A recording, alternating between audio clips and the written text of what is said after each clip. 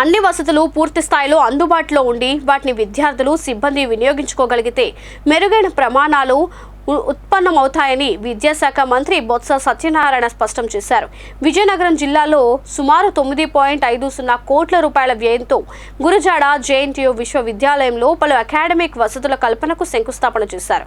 అదేవిధంగా 3.25 కోట్ల రూపాయల నిధులతో నిర్మించిన ఏఐసిటిఈ బాలికల హాస్టల్ భవనాన్ని మంత్రి ప్రారంభించారు.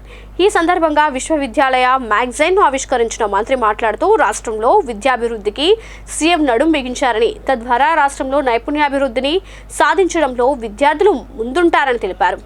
కార్యక్రమంలో vice chancellor professor K Venkata Subbaiah, జిల్లా collector Nagalakshmi, registrar professor G Jayasuma తదితరులు పాల్గొన్నారు. అలాగే అసిస్టెంట్ ప్రొఫెసర్స్, అలాగే ఫ్యాకల్టీకి, మిగతా కాలేజీలో ట్రిపుల్ అయితే లెక్చర్స్, వీరందరూ కూడా ఈ 2020లో ఉన్నాయి. ఇవన్నీ కూడా అన్ని కాలేజీలకి ఇప్పుడు వీసీ గారు చెప్పినట్టు 141 వేకెన్సీస్ ఇక్కడ ఉన్న వాటిని కూడా ప్రపోజ్ చేశారు. అవన్నీ వస్తే ఫెసిలిటీగా ఈ రాష్ట్రంలో ఉన్న అన్ని యూనివర్సిటీలు ఒకేసారి బలోపేతం అవుతాయి. అన్నీ కూడా ఎందుకు చెప్తాంటే ఆలోచన, ఇంతకుముందు ఆలోచన లేదు. ఇంతకుముందు ఎడ్యుకేషన్ అంటే ఏదో పెట్టామనే పడి ఏదో కట్టారే గుడి అనే పరిస్థితులు ఉండేది. అలా కాదు. ఈరోజు బడ్జెట్ స్పీచ్లో కూడా మేము అందరూ చూసుంటాం.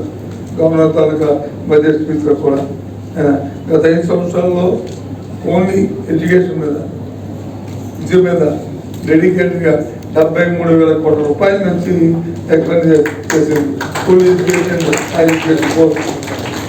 అందులో మళ్ళీ ఫ్యాకల్టీకి ఎస్టాబ్లిష్ ఛార్జెస్, జీతాలు లేవు.